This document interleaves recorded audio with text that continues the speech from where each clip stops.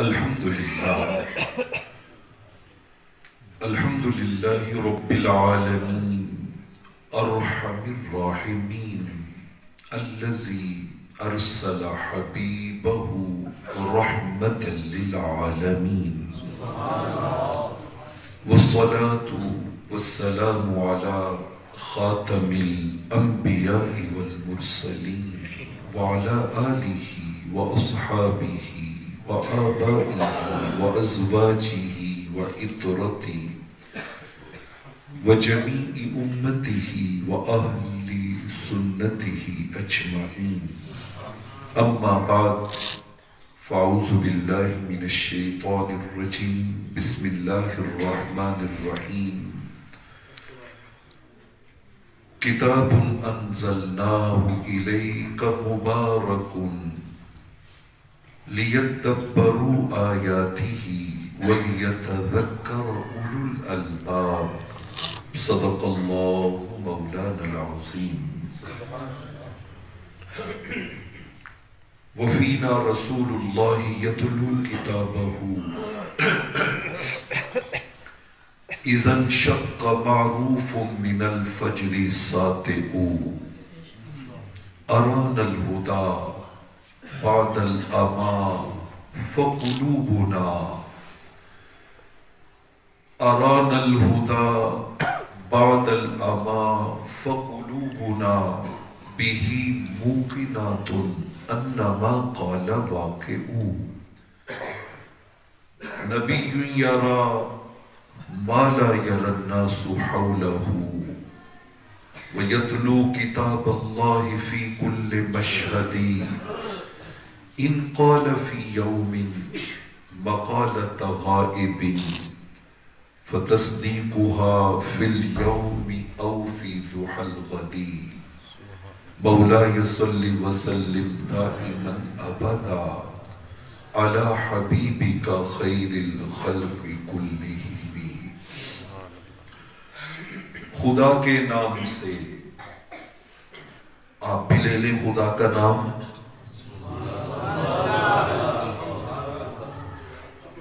یہ جو ہم ایک اجنبی سا ماحول بنا کے بیٹھتے ہیں تو پھر ایسے ماحول میں خیرات بھی ویسی ہی نصیب ہوتی ہے. اور اگر آپ اس اجنبیت کے لباس کو اور اس چادر کو تھوڑی دیر کے لیے اپنے سے الگ کر دیں گے اور اپنائیت پیدا کریں گے. قاری صاحب قبلہ نے بہت خوبصورت بات کی کہ ہمارا قرآن، ہمارے آقا، ہمارا دین، ہماری محفل، ہماری مسجد، ہمارا پروگرام. تو جب یہ اپنائیت ہوتی ہے تو پھر انسان کو اس ماحول میں بیٹھنے کا بھی لطف آتا ہے اور اس لطف کے نتیجے میں انسان کے من کو چراغاں بھی نصیب ہوتا ہے. موسم بھی چونکہ تھوڑا سست کرنے والا ہے اور وقت بھی نیند والا ہے، لیکن اس نیند کو دور کریں گے نا تو مرکد میں بندوں کو تھپک کر میٹھی نیند سلاتے یہ ہیں. ذرا اس نیند کا تصور کیجئے جب رحمت کونین صلی اللہ علیہ وآلہ وسلم قبر میں جلوہ گری فرما کے اپنے غلام کو کامیابی کی بشارت دیتے ہوئے اپنے دیدار سے فیضیاب کریں گے. یہ ساعتیں غنیمت ہوتی ہیں، غنیمت ہوتی ہیں. آپ خود نہیں آئے ہیں، یہ میرے پاک پروردگار نے آپ کو اس پاکیزہ ماحول میں آنے کی توفیق بخشی ہے. حدیث پاک میں آتا ہے شیعہو 70,000 ملک. جہاں ختم قرآن کی مجلس ہوتی ہے رب کریم اس مجلس پہ اتنا مہربان ہوتا ہے، اتنا کریم ہوتا ہے کہ وہ 70,000 ملائکہ کو بھیجتا ہے، جاؤ میرے بندے مجھ سے جو بھی دعا مانگے تم نے اس پہ آمین کہہ۔ کتنی بڑی مجلس میں آئے بیٹھے ہیں، اور اگر آپ اس یقین کو پیدا کر کے کسی کی کوئی دعا، کسی کی کوئی التجا، کسی کی کوئی تمنا، کسی کی کوئی آرزو، کسی کی کوئی خواہش، آپ یقین پیدا کر لیں کہ مالک تیرے بلانے پہ، تیرے توفیق دینے پہ میں تیرے گھر میں حاضر ہوا ہوں، اور میں نے اس مجلس سے اپنے اس مسئلے کا حل لے کے جانا ہے۔ اللہ کی عزت کی قسم، میرا مالک مسجد سے نکلنے سے پہلے وہ خیرات آپ کی جھولی میں ڈال دے۔ بس میں بھی ایک نیت کر کے آیا ہوں۔ سنن ترمذی کی روایت ہے، حضور علیہ السلام نے ارشاد فرمایا کہ جو قرآن مجید کا ایک حرف پڑھتا ہے اللہ اس کو کتنی نیکیاں دیتے ہیں؟ بولیے 10 نیکیاں عطا کرتے ہیں۔ اب آپ ذرا سوچیے، حضور علیہ السلام نے مثال بھی دی، فرمایا یہ تو تم کہتے ہو نا الف لام میم، یہ ایک حرف نہیں ہے، فرمایا یہ 3 حروف ہے۔ الف پہ 10 نیکیاں، لام پہ 10 نیکیاں، میم پہ 10 نیکیاں۔ تو اللہ رب العالمین محض یہ لفظ بولنے پر الف لام میم، آپ بھی بولیے نا ذرا، الف لام میم، سلامت رہے، 30 نیکیاں مل گئی۔ اچھا میں رات کو نا سوچ رہا تھا اور دیکھ رہا تھا کہ قرآن مجید میں الحمد سے لے کے والناس تک کل حروف کتنے ہیں، کل حروف کتنے ہیں؟ تو حافظ ابن کثیر تفسیر ابن کثیر میں امام مجاہد کا ایک قول لائے ہیں، وہ کہتے ہیں کہ قرآن مجید میں کل حروف کی تعداد 3,15,000 حروف ہے۔ کسی نے 3,23,000 کہا، کسی نے 3,28,000 کہا۔ ہم اوپر کا عدد چھوڑ کے اپروکسیمیٹلی لیتے ہیں، یہ عدد ہے 3 لاکھ، فار ایگزامپل 3 لاکھ سے تو زائد حروف ہے، اور ہر حرف پر کتنی نیکیاں ہیں؟ 10 نیکیاں۔ جس تقریب میں آپ بیٹھے ہیں، اس تقریب میں قاری صاحب کی محبتوں اور ان کی محنتوں اور ان کی کاوشوں کے سبب جو تحفہ تیار ہو رہا ہے نا، اس میں سیدھا 30 لاکھ نیکیاں موجود ہیں۔ کتنی؟ 30 لاکھ 30 لاکھ نیکیاں۔ 3 لاکھ حروف ہیں، 10 سے ملٹیپلائی کر لے تو 30 لاکھ نیکیاں موجود ہیں۔ تو میں نیت رات کو یہ کر رہا تھا کہ صبح نماز فجر کے بعد میں نے جانا ہے، اور میں نے الحمدللہ قاری صاحب کا شکریہ ادا کر کے 30 لاکھ نیکیوں کا ایصال ثواب کا تحفہ اپنے ابو جی اور اپنی امی جی کو بھیجنا ہے۔ تو آپ بھی نیت کر لینا، آپ بھی نیت کر لیں۔ تو ذوق سے شوق سے ہم بیٹھیں گے تو انشاءاللہ العزیز ہمارا بیٹھنا اور یہاں پہ وقت گزارنا ہمارے لیے دارین کی سعادتوں کا ذریعہ بنے گا۔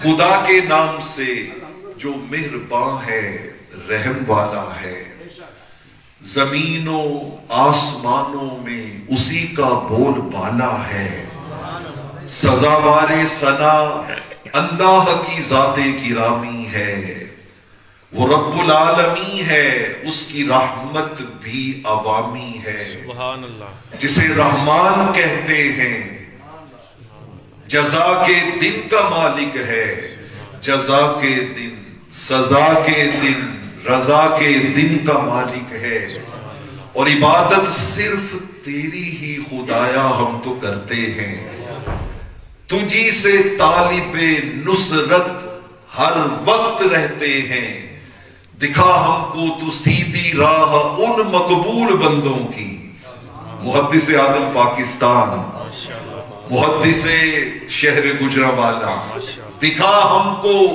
تو سیدھی راہ ان مقبول بندوں کی، رضا کے آرزو مندوں وفا کے درد مندوں کی خدا بندہ صمیم قلب سے آمین ہم کہتے ہیں. سبحان اللہ. خدا بندہ صمیم قلب سے ہم آمین کہتے ہیں. تیرے لطف و کرم کے منتظر ہر وقت رہتے ہیں.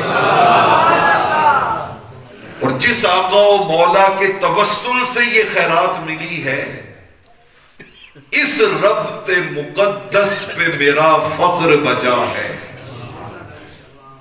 ہم حضور کے امتی، حضور کے غلام، آقا کے نوکر، آقا کے در کے سوالی.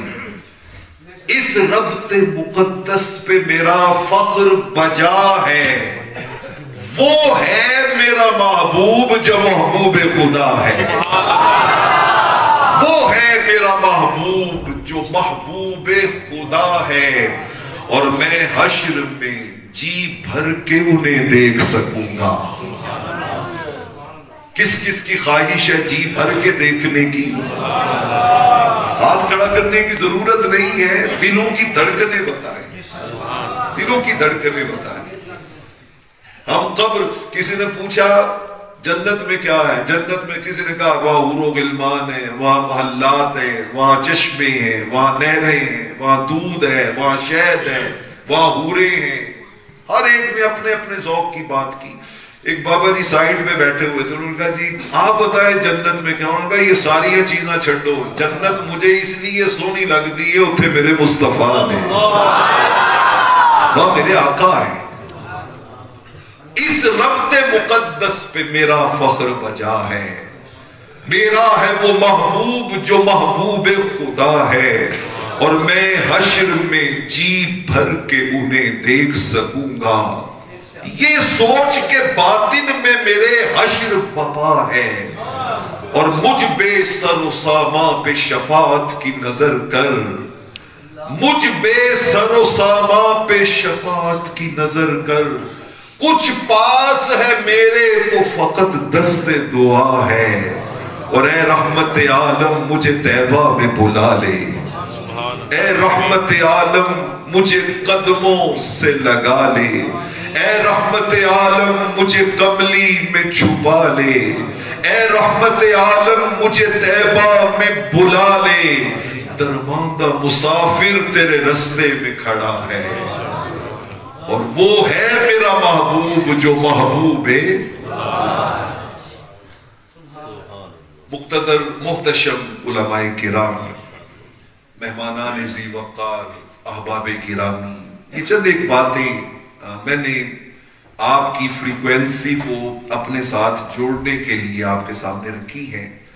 اور میں چاہوں گا کہ ہم اس پاکیزہ اور مبارک مجلس کو بامقصد بنائیں، بامقصد بنائیں. دیکھیے ہر چیز کا کوئی نہ کوئی مقصد ہوتا ہے. اس مائک کا مقصد یہ ہے میری آواز کو انہانس کرے، آپ تک پہنچائے. دور کوئی دوست بیٹھا ہے تو اس کی سماعت ان تک پہنچائے. اگر یہ مائک یہ کام نہیں کر رہا تو اس کے لگانے کا کوئی مقصد نہیں ہے. ہر چیز کا کوئی نہ کوئی مقصد ہے. اللہ رب العالمین نے یہ جو لا ریب کتاب ہمیں عطا کی ہے، اس کتاب کے عطا کیے جانے کا بھی ایک کیا ہے؟ مقصد ہے. ایک مقصد ہے، بنیادی مقصد، اولی مقصد، سب سے اہم مقصد، سب سے اہم مقصد. مجھے علامہ اقبال رحمت اللہ تعالی علیہ یاد آ رہے ہیں. انہوں نے کہا کہ منزل و مقصود قرآن دیگر است، رسم و آئین مسلمان دیگر است. فاش گویم آنچ در دل مزمر است، این کتاب نیست چیز دیگر است. انہوں نے کہا خدا کی قسم تمہیں کیا بتاؤں، تم سمجھتے ہو یہ 30 پاروں پر مشتمل ایک کتاب ہے؟ نہیں. فرمایا یہ کتاب نہیں ہے، یہ کوئی اور ہی چیز ہے، یہ کوئی اور ہی چیز ہے. اس کو سمجھ لیا جائے تو انسان کی جان کا معاملہ بدل جاتا ہے، اور جب اس کے من کا، اندر کے جہان کا معاملہ بدل جاتا ہے تو پھر اندر کی تبدیلی باہر کے جہان کے ماحول کو بھی بدل دیتی ہے۔ یہ چیز ہی دیگر ہے، یہ چیزیں دیگر است۔ اس کے نزول کا مقصد کیا ہے؟ میں نے سورہ صاد کی آیت نمبر 29 آپ کے سامنے تلاوت کی ہے، میں اس سے اپنی گفتگو کا باقاعدہ آغاز کرنے لگا۔ اللہ رب العالمین نے ارشاد فرمایا کتاب انزلناہ الیک مبارک، فرمایا محبوب صلی اللہ علیہ وسلم ہم نے یہ کتاب آپ کی طرف نازل کی ہے، اور اس کتاب کی پہلی شان کیا ہے؟ مبارکن، سبحان اللہ، اس میں برکتیں ہی برکتیں ہیں۔ اس میں کیا ہے؟ برکتیں ہی برکتیں۔ پڑھو تو برکت، سنو تو برکت، سمجھو تو برکت، عمل کرو تو برکت۔ بلکہ رحمت کونین صلی اللہ علیہ وسلم نے یہاں تک فرمایا تم رب کا صحیفہ کھول کے بیٹھ جاؤ، اسے تکتے رہو، اسے تکتے رہنا بھی عبادت اور برکت۔ سبحان اللہ، مبارک، یہ برکت ہی برکت ہے۔ ایک شخص آیا حضور کی بارگاہ میں، امام رازی، انہوں نے کتاب لکھی ہے قرآن کے فضائل پر، اس میں وہ یہ روایت لائے ہیں۔ اس نے آ کے نا آقا علیہ الصلوۃ والسلام سے ایک سوال پوچھا، کہتا یا رسول اللہ صلی اللہ علیہ وسلم ما اجر من علم ولدہ کتاب اللہ، ایک شخص اپنے بچے کو قرآن سکھاتا ہے تو اس کا اجر کیا ہے، صلہ کیا ہے؟ آقا علیہ السلام نے تھوڑی دیر غور کیا، سوچا، اور پھر فرمایا کہ القرآن کلام اللہ، یہ اللہ کا کلام ہے، اور تم نے اجر کی بات کی ہے، اس کا اجر یہ ہے کہ لا نہایت لہو، اس اجر کی کوئی انتہا ہے، there is no end، کوئی اینڈ نہیں ہے اس کا، اللہ کا کلام ہے تو اس کا اجر انلیمیٹڈ ہے، غیر محدود ہے۔ اچھا وہ چلا گیا تو سیدنا جبریل امین آ گئے علیہ السلام۔ آقا علیہ السلام نے نا ایسے ہی ان سے بات کی، کہا جبریل آپ بتاؤ، آج ایک مجھے غلام نے سوال پوچھا تھا کہ قرآن مجید سیکھنے سکھلانے کا اجر کیا ہے، تو حسن اتفاق کہ جبریل نے وہی جملہ بولا جو حضور نے ارشاد فرمایا، کہا حضور یہ اللہ کا کلام ہے، اس کے اجر کی کوئی انتہا نہیں۔ اب جبریل پلٹ کے واپس گئے آسمانوں پہ، تو اسرافیل علیہ السلام سے ملاقات ہوئی، میکائیل علیہ السلام سے ملاقات ہوئی۔ انہوں نے کہا یار آج حضور علیہ السلام نے مجھ سے ایک سوال پوچھا زمین پہ، تم بتاؤ یہ اللہ کے کلام کو سیکھنے سکھلانے کا اجر کیا ہے؟ تو ان ملائکہ نے بھی سیم وہی جملہ کہا، انہوں نے کہا یہ اللہ کا کلام ہے اور اس کے اجر کی کوئی انتہا نہیں۔ جب یہ حریم قدس میں بات چیت ہوئی نا تو رب ذوالجلال نے کہا جبریل تم آپس میں یہ ڈسکشن کر رہے ہو، جس کا کلام ہے اس سے کیوں نہیں پوچھتے؟ خود سے پوچھو نا، میں بتاتا ہوں اس کا اجر کیا، میرا کلام ہے نا، میں بتاتا ہوں اس کا اجر کیا ہے۔ اب وہ طویل روایت ہے، میں اس میں سے صرف شارٹ حصہ آپ کے سامنے رکھتا ہوں۔ میرے کریم پروردگار عالم نے فرمایا جبریل جا پلٹ کے میرے محبوب علیہ السلام کو خوشخبری اور بشارت دے کے آ کہ جو اپنے بچوں کو قرآن سکھاتا ہے، پڑھاتا ہے، اور اس کا منشا ہوتا ہے کہ میرا بچہ قرآن سیکھے، سمجھے، جانے، اور خدا کی قسم جو والدین اپنے بچوں کو قرآن کا ایک رکوع بھی ترجمے سے سکھا دیتے ہیں نا، میں اللہ کے گھر میں بیٹھا گارنٹی سے کہتا ہوں ان کی اولاد کبھی ماں باپ کی گستاخ نہیں ہو سکتی، کبھی گستاخ نہیں ہو سکتی۔ اولادیں اس دور فتن میں ماں باپ وہ لفظ ڈھونڈ رہا تھا لرزتے ہونٹوں سے۔ آج کا ماحول کیا ہے؟ بچے بیٹھے ہوئے ہو، ذرا غور سے سنیے گا، وہ لفظ ڈھونڈ رہا تھا لرزتے ہونٹوں سے، وہ لفظ ڈھونڈ رہا تھا لرزتے ہونٹوں سے۔ ضعیف باپ نے بیٹے سے بات کرنی تھی، آج کا بوڑھا باپ ڈرتا ہے، لرزتا ہے، کہ کس لفظ میں میں صاحب جی سے بات کروں کہیں بیٹا ناراض ہی نہ ہو جائے. یہ دور فتن آ گیا ہے. لیکن خدا کی قسم جو باپ اپنی اولاد کو قرآن سکھا دیتا ہے نا، وہ باپ 80-90 سال کا بوڑھا بھی ہو جائے اور بیٹا چاہے ملک کا صدر بھی بن جائے، اس کے سامنے ہاتھ باندھ کے یہی سوچے گا کہ میری نجات کسی اور شے میں نہیں ہے، میرے باپ کے مجھ سے راضی ہونے میں ہے. اللہ نے فرمایا میرا کلام ہے، مجھ سے پوچھو. کہ جبریل جا محبوب علیہ السلام سے جا کے کہو کہ جو بندہ اپنی اولاد کو قرآن سکھاتا ہے نا، فرمایا میں اسی لمحے اس کے نامہ عمل میں 10,000 حج کرنے کا ثواب لکھ دیتا ہوں. اسی لمحے اس کے نامہ عمل میں 10,000 غلام آزاد کرنے کا ثواب لکھ دیتا ہوں. اسی لمحے اس کے نامہ عمل میں 10,000 بے لباس لوگوں کو لباس دینے کا ثواب لکھ دیتا ہوں. اسی لمحے کرتے کرتے لمبی فہرست ہے، میں اس میں ڈیٹیل میں نہیں جا رہا. آخری جملہ سنانا چاہتا ہوں. کہا محبوب سے کہنا کہ جو قرآن سے یہ تعلق جوڑ لیتا ہے نا، اس کی موت سے لے کے قبر تک، قبر سے لے کے حشر تک، حشر سے لے کے پلصراط تک، پلصراط سے لے کے میزان تک، میزان سے لے کے جنت کے داخلے تک، قرآن اس کا ہم سفر بن کے اس کا ہاتھ پکڑ کے اسے جنت میں چھوڑ کے آتا. یہ ہے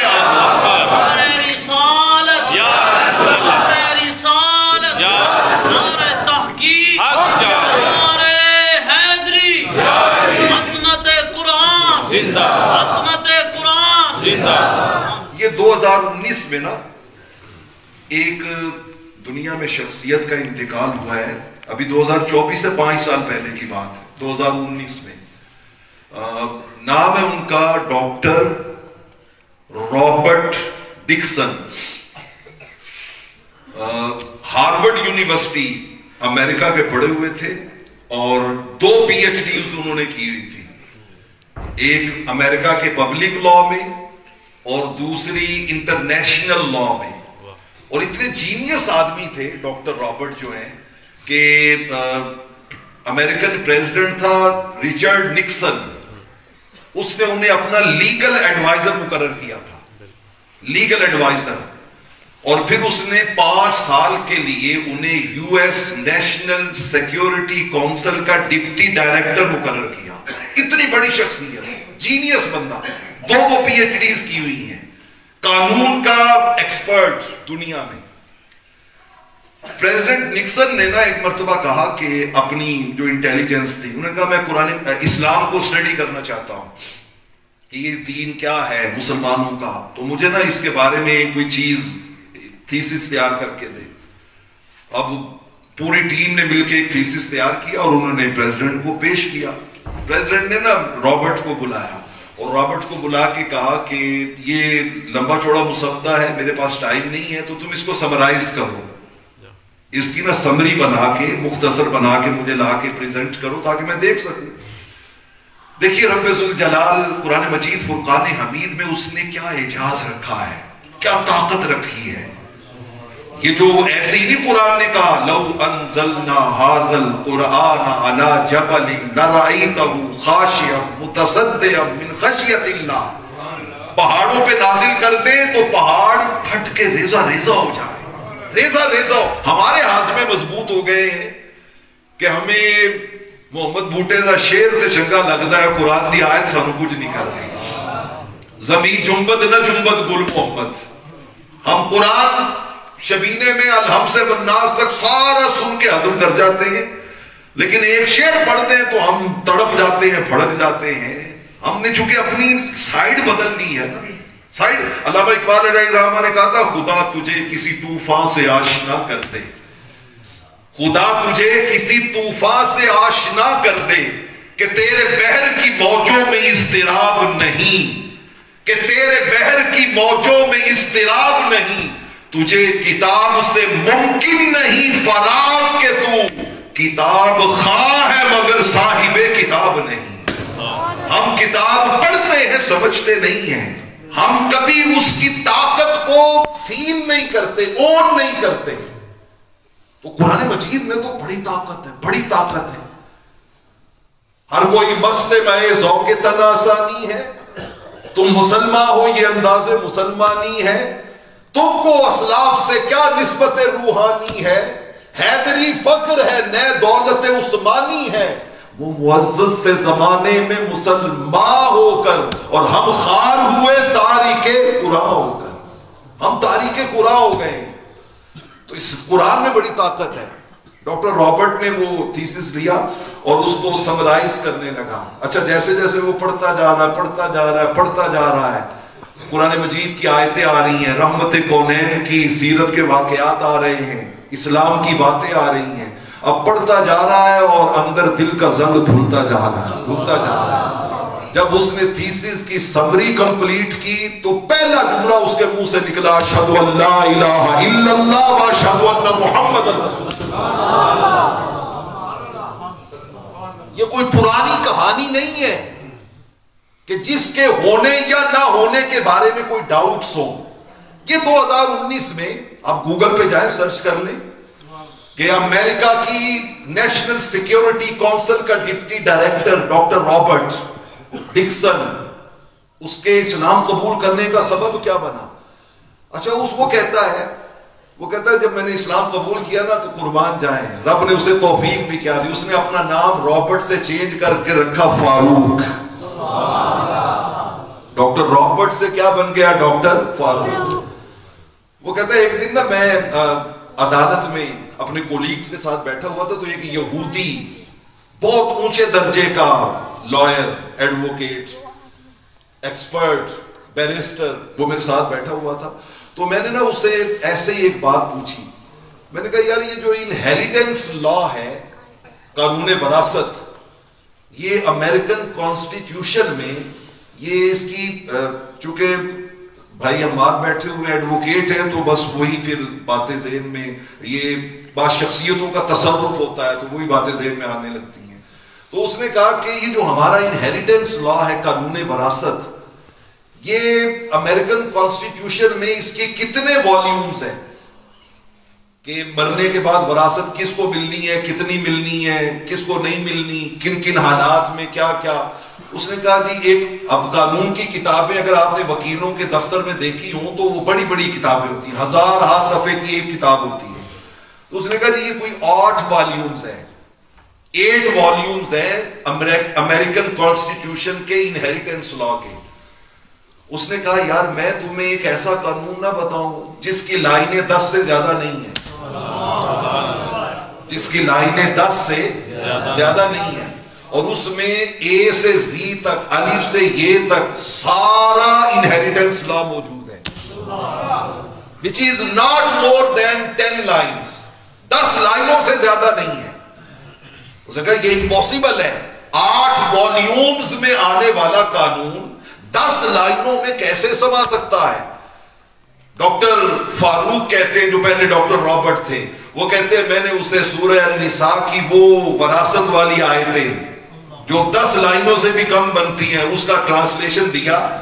وہ گیا، پڑھتا رہا اور پڑھنے کے بعد نا ایک ہفتے کے بعد مجھ سے ملاقات ہوئی. میں نے کہا سناؤ.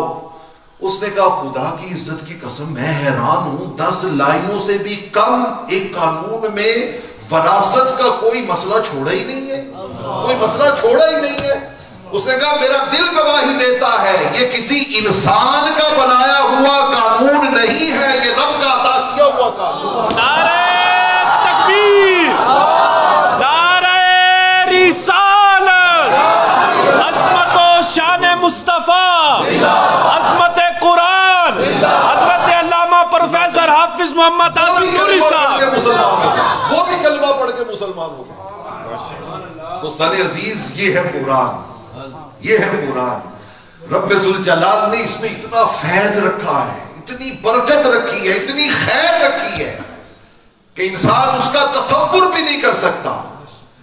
ولید بن مغیرہ اپنے دور کا بڑا امیر کبیر شخص تھا، بہت صاحب ثروت تھا، بہت بڑا سرمایہ دار تھا، بہت بڑا وڈیرا تھا، اور ساتھ ہی ساتھ بہت بڑا ادیب اور شاعر تھا، بہت بڑا ادیب اور شاعر تھا ولید بن مغیرہ.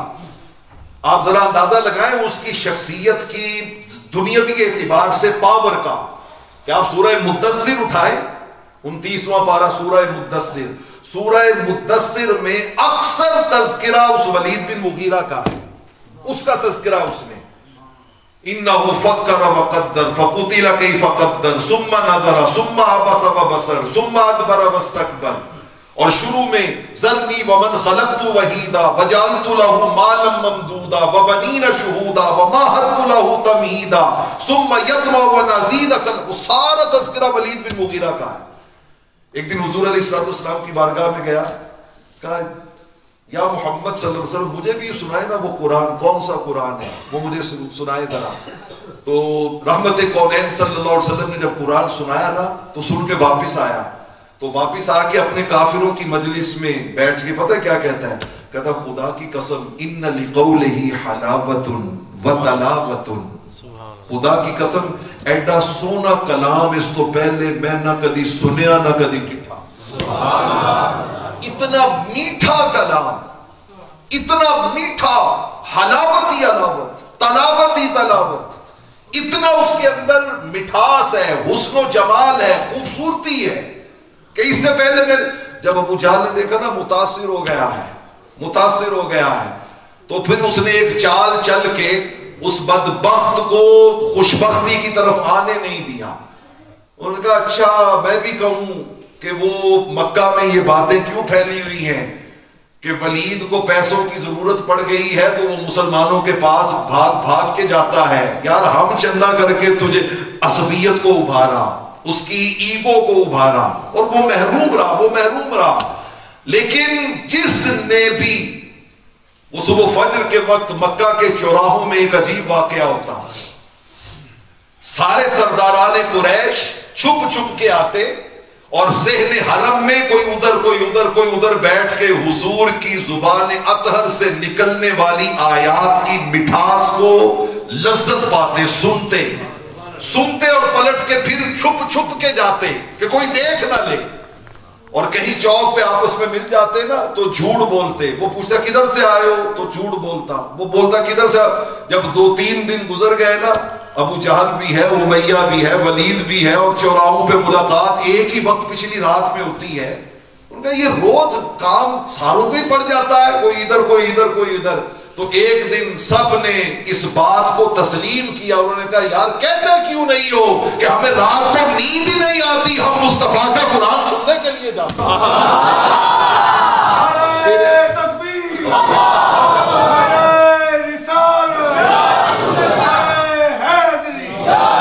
تیرے آگے یوں ہے دبے نچے فصحا عرب کے بڑے بڑے، کوئی جانے منہ میں زبان نہیں بلکہ جسم میں جان ہے، جسم میں جان ہے. یہ قرآن میں اتنی طاقت ہے، اتنی پاور ہے. ایک نا روم کا گورنر آیا مدینہ طیبہ اور آ کے امام قرطبی تفسیر قرطبی میں لائے ہیں. آ کے سیدنا فاروق اعظم رضی اللہ تعالیٰ عنہ سے کہتا ہے کہ میں کلمہ پڑھنے آیا، مجھے کلمہ پڑھایا. آپ نے کلمہ پڑھایا، مسلمان ہو گیا. آپ نے پوچھا کہ حل لہذا سبب، کوئی سبب تو ہوگا تیری اس کنورشن کا کہ تو کنورٹ ہوا ہے، تو نے اپنی عیسائیت کو چھوڑا ہے اور اتنا بڑا گورنر ہے، بہت بڑا فیصلہ کیا ہے، تو کوئی ریزن تو ہوگی کس وجہ سے.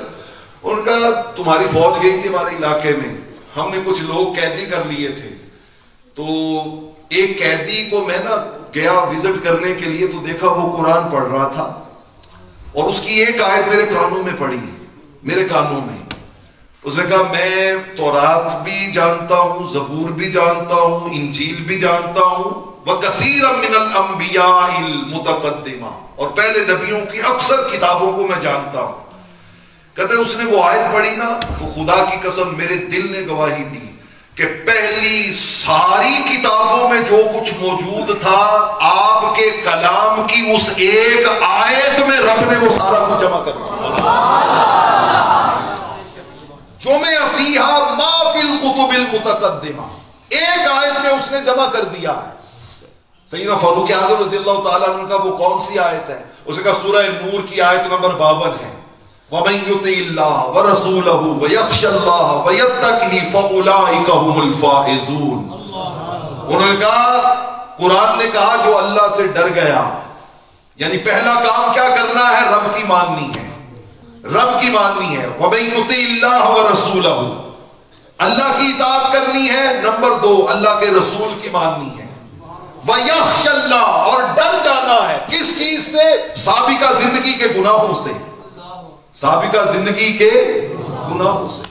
ہمیں تو گناہ یاد کوئی نہیں ہے نا، ہم تو سمجھتے ہیں کیڑی گل دا ماں نے سانو کیے ساڈے پلے، کیڑی گل دا ماں نے سانو کیے ساڈے پلے، اور 700 سال بھی جی لئیے پاویں جانا ہے مٹی تھلے، مٹی دا تو مٹی ہونا کدی بلے بلے، اج تو مٹی اتے بندیا کل مٹی دے تھلے، مٹی دے کھڈونے وانگو بندے دی کہانی ہے، پتہ نہیں کیڑے ویلے کھیڑ مک جانی ہے۔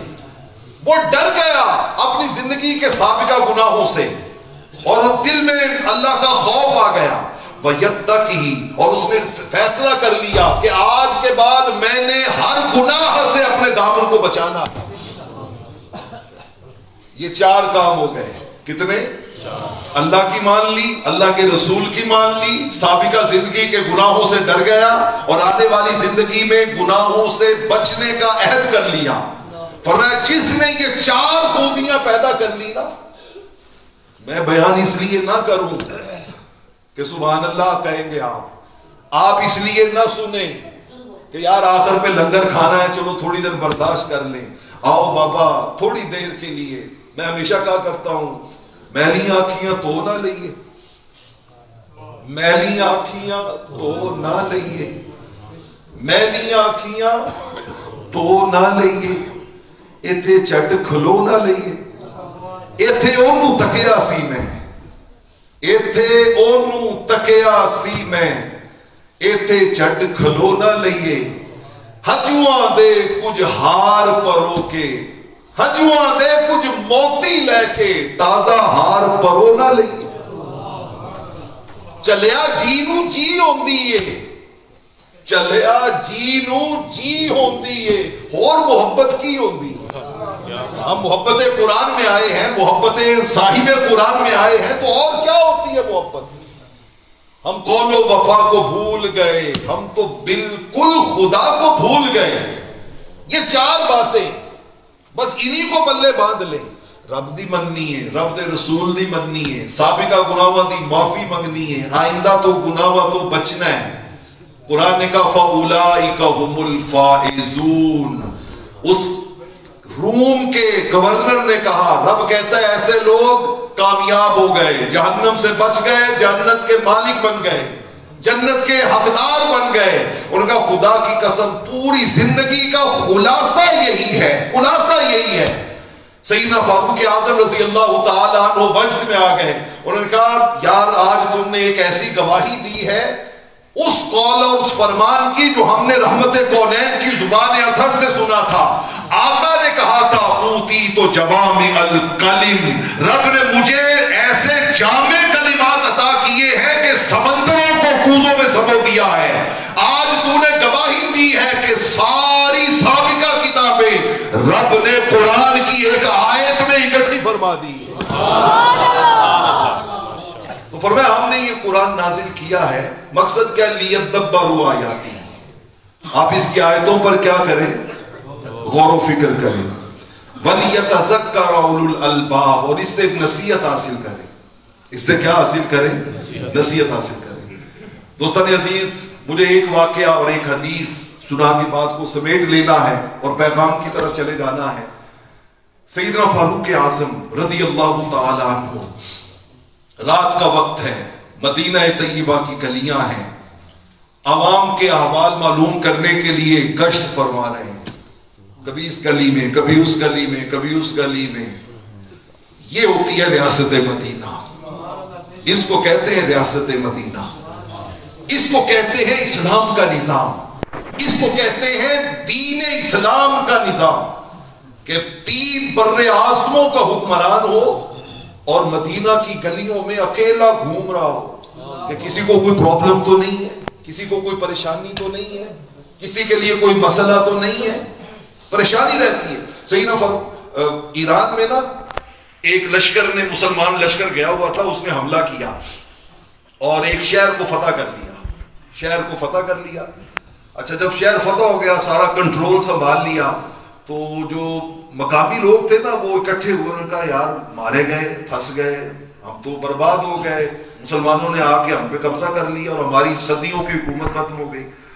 تو انہوں نے کہا کوئی اس کے بارے میں صلاح مشورہ کرے. مشورہ کیا. انہوں نے کہا جی کہ مسلمانوں کا ایک قانون ہے کہ وہ جب بھی کہیں جاتے ہیں تو پہلے سامنے والے دشمنوں کو نا آفر کرتے ہیں کہ یا اسلام قبول کر لو, یا پھر اسلام کے تحت آ جاؤ, جزیہ دو, ٹیکس دو, اسلام تمہیں بدلے میں جان و مال کی حفاظت دے گا, یا پھر جنگ کے لیے تیار ہو جاؤ.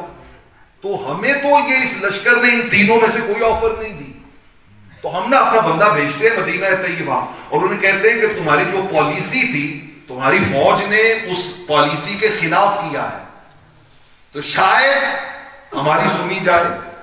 انہوں نے نا ایک نمائندہ بھیج دیا. اب وہ نمائندہ, امبیسیڈر ان کا, وہ وہاں سے چلا مدینہ طیبہ پہنچا, اور پہنچ کے پوچھتا ہے تمہارے بادشاہ کا محل کدھر ہے؟ ان کا بابا چھوڑ, ہمارے محل نہیں ہوتے, ہمارے جھونپڑے ہی ہوتے ہیں, جیسے عام آدمی کا مکان ہے ایسے ہی ہمارے بادشاہ کا مکان ہوتا ہے. ان کا اچھا کدھر ہے وہ تمہارا بادشاہ, مجھے اس کا گھر تو بتا دیں. تو انہوں نے بتایا وہ فلاں گلی میں نا فاروق اعظم کا گھر ہے. تو وہ گیا تو اس نے دیکھا کہ ایک آدمی نے لنگوٹا کسا ہوا ہے, مٹی سے ہاتھ بھرے ہوئے ہیں, اور گارے کے ساتھ اپنے گھر کی دیواروں کی لپائی کر رہا ہے. تو وہ کہتا ہے جی آپ ہیں ان کے بادشاہ؟ وہ کہتا ہے ہاں میں ان کا خادم ہوں, ان کے امور میرے ذمے ہیں. اس کو یقین نہیں آ رہا, اس نے تو دیکھے ہوئے تھے کسرا ایران کی شان و شوکت, اس کی تمکنت و عظمت. تو اس نے نا کہا شاید مذاق کر رہا ہے مجھ سے, اور مجھے مذاق سے کسی نے ادھر بھیج دیا ہے. بھلا ایسے بھی بادشاہ ہوتے ہیں. تو لاچاروں ناچار اس نے کہا میں جی فلاں جگہ سے آیا ہوں, یہ ہمارا پرابلم ہے, تو یہ میں لیٹر اپنے علاقے کے معززین کا لے کے آیا ہوں. آپ نے وہ لیٹر پڑھا اور اس کی بیک پہ نا آپ نے ایک جملہ لکھا.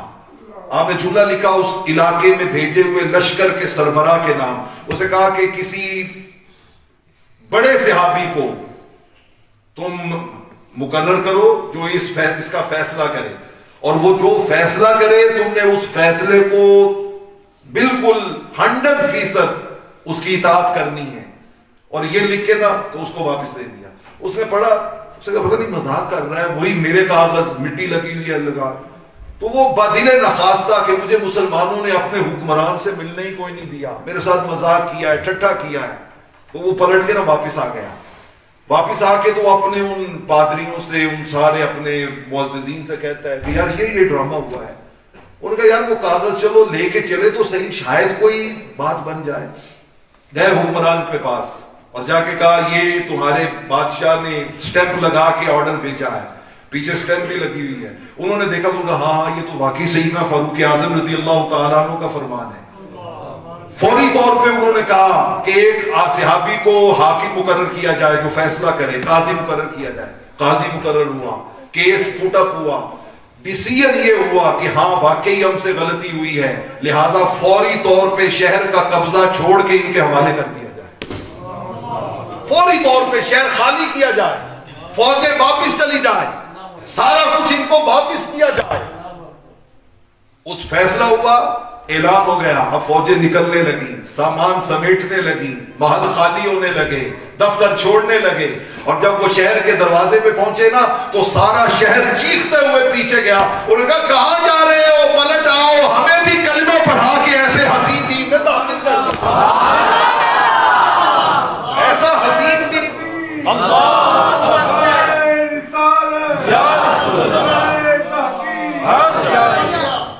دوستو وہ سیدنا فاروق اعظم گشت کر رہے ہیں, ایک گھر کے پاس سے گزرے نا تو اندر کوئی بیٹھا ہوا تھا. ہمارے تو گھر خالی ہو گئے نا, اب تو مسجد میں ہی قرآن پڑھنے کے لیے رہ گیا. تاکوں میں سجایا جاتا ہوں, آنکھوں سے لگایا جاتا ہوں, پڑھ پڑھ کے سنایا جاتا ہوں, تعویذ بنایا جاتا ہوں, دھو دھو کے پلایا جاتا ہوں. جس طرح سے طوطا مینا کو کچھ بول سکھائے جاتے ہیں اس طرح پڑھایا جاتا ہوں, اس طرح سکھایا جاتا ہوں. دل سوز سے خالی رہتے ہیں, آنکھیں ہیں کہ نم ہوتی ہی نہیں, کہنے کو تو ہر ایک جلسے میں پڑھ پڑھ کے سنایا جاتا ہوں. یہاں بزرگ بیٹھے ہوئے ہیں, ان سے پوچھئے کہ جب ان کا بچپن تھا تو گھر کی صبح کیسے ہوتی تھی, گھر کا ماحول کیا ہوتا تھا, گھر میں قرآن کی تلاوتیں کس طرح ہوتی تھی.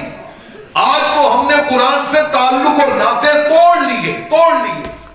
تو آپ گزر رہے ہیں نا تو اندر سے تہجد کے وقت کوئی قرآن پڑھ رہا ہے, قرآن, اور قرآن پڑھتے ہوئے وہ سورہ طور پڑھ رہا ہے. والطور, بس میری گفتگو اب پیغام کی طرف. والطور وکتاب مسطور فی رق منشور والبیت المعمور والسقف المرفوع والبحر المسجور. رب ذوالجلال نے 5 قسمیں اٹھائیں. طور پہاڑ کی قسم, وکتاب مسطور اس لکھی ہوئی کتاب کی قسم, والبیت المعمور فرشتوں کے قبلہ بیت المعمور کی قسم, والبحر المسجور ابلتے ہوئے سمندر کی قسم. 5 قسمیں اٹھا کے رب ذوالجلال نے فرمایا ان عذاب ربک لواقع.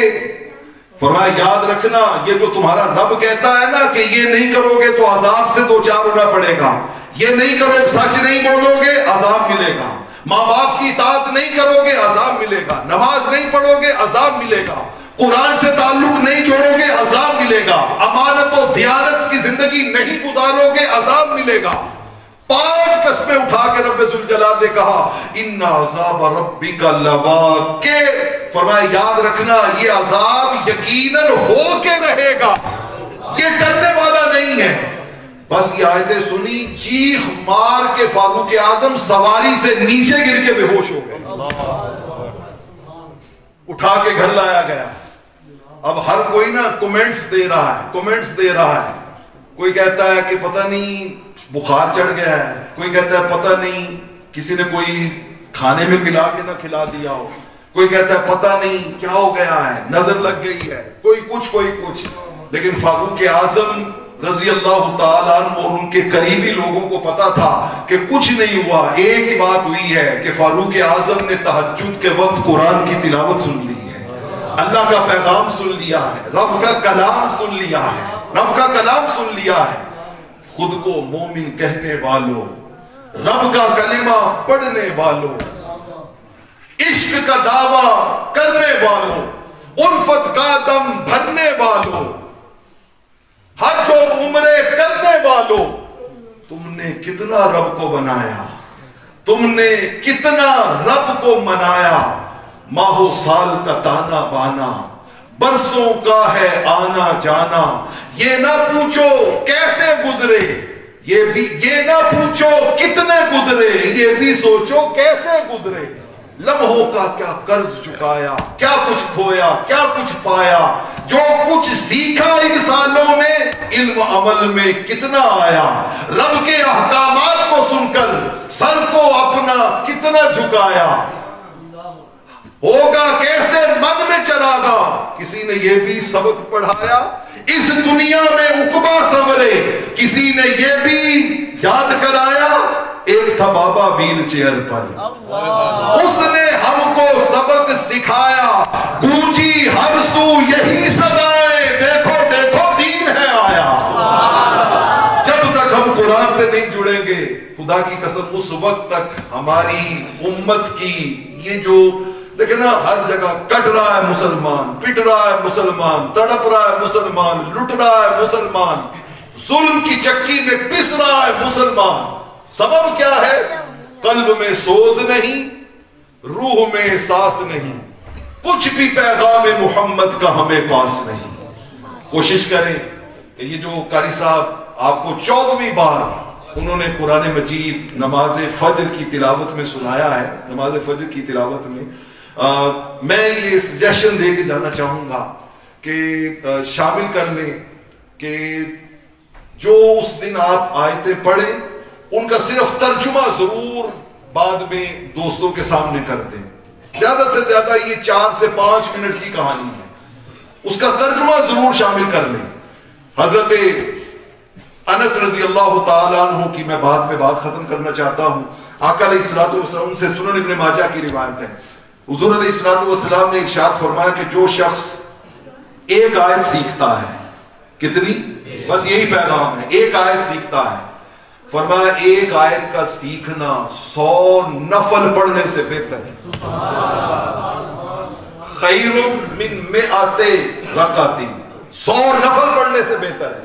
اور فرمایا جو کوئی ایک باب سیکھتا ہے کہ رکوع کیسے کرنا ہے، یہ ایک باب ہے. سجدہ کیسے کرنا ہے، یہ ایک باب ہے. وضو کیسے کرنا ہے، یہ قرآن کا ایک باب ہے. شادی کے معاملات کیا ہیں، یہ ایک باب ہے. کاروبار کیسے کرنا ہے، قرآن کی تعلیمات. فرمایا جو ایک باب سیکھتا ہے نا، رب کی بارگاہ میں یہ 1000 رکعت نفل پڑھنے سے بہتر ہے. 1000 رکعت نفل پڑھنے سے بہتر ہے. میں نے کوشش کی کہ میں وہ بات کر سکوں. ہمارے ہاں چونکہ یہ پروفیشن بن گیا ہے نا، مفلس جو اگر تن کی کباب بیچ رہا ہے، مفلس جو اگر تن کی کباب بیچ رہا ہے، واعظ بھی تو منبر پہ دعا بیچ رہا ہے. دونوں کو ہے درپیش سوال اپنے شکم کا، ایک اپنی خودی، ایک خدا بیچ رہا ہے.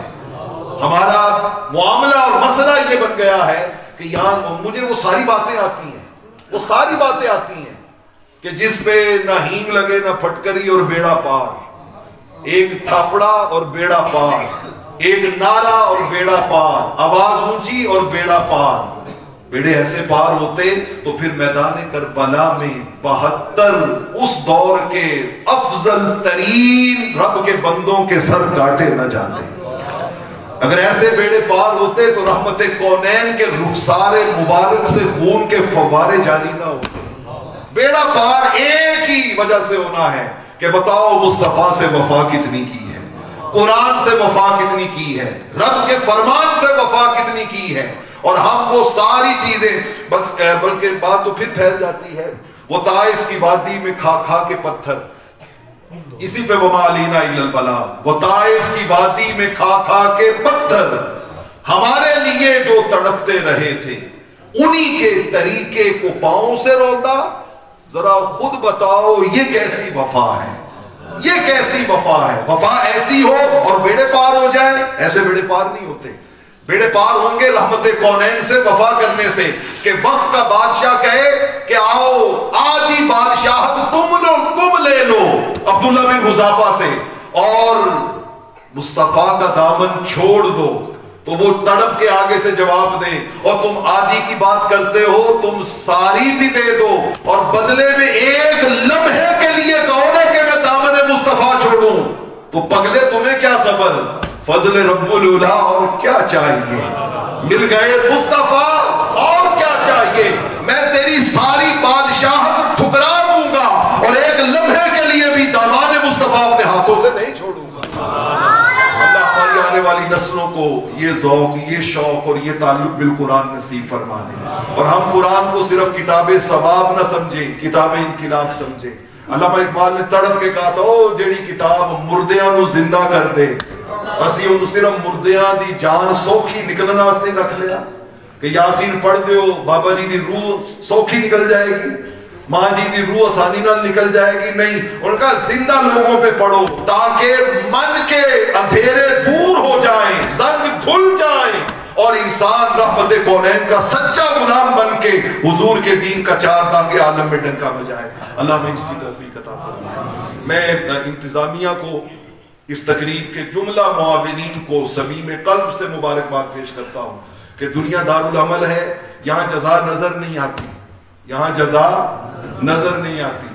جہاں پہ انشاءاللہ یہ جزا آپ کو نظر آئے گی نا، آپ کہیں گے خدا کی قسم زندگی اصل کام تے ہی کیتا سی، اور تے کچھ بھی نہیں کیتا، اصل یہی کام سی جڑا سی کر کے آئے. اللہ اسے شرف قبول عطا فرمائے. میں علماء کرام کا بے حد مشکور اور ان کا ممنون ہوں کہ انہوں نے محبتوں سے، پیار سے میری معروضات کو سماعت کیا. میں تو بس یہی آپ تک پیغام لے کے حاضر ہوا تھا. اللہ رب العالمین ہمیشہ ہمیں کریم آقا کے در کی نوکری نصیب فرمائے. آخر دعوانا